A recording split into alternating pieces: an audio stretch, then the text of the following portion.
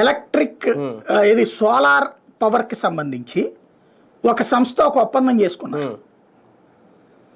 ఇప్పుడు ఎవరన్నా solar produce చేయడానికి వస్తుంటే డైరెక్ట్గా ప్రభుత్వమే గొట్టమంటలా వాడితో ఒప్పందం చేసుకోమంటున్నారు.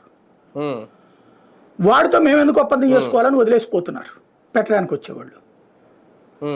ఆ సదరు పర్సన్ గతంలో వైసీపీ హయాంలోనూ ఒక వెలుగు వెలిగాడు, టీడీపీ హయాంలోనూ ఒక వెలుగు వెలుగుతున్నాడు.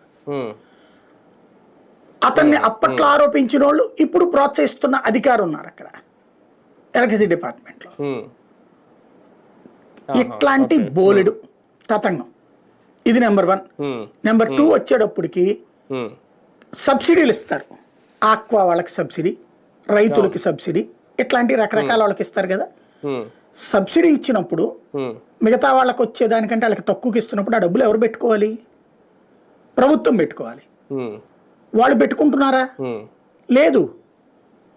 ఎలక్ట్రిసిటీ డిపార్ట్మెంట్ చేత అదంతా సబ్సిడీలు ఇప్పించి ఆ డబ్బులు జనం మీద వేసుకోమంటున్నారు ఆ నష్టాన్ని.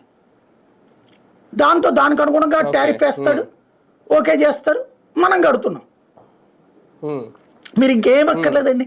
కరెంట్ బిల్లు ఒకసారి తీయండి, 3 పేరాలు కనబడుతుంది, 3 గీతలు కనబడతాయి.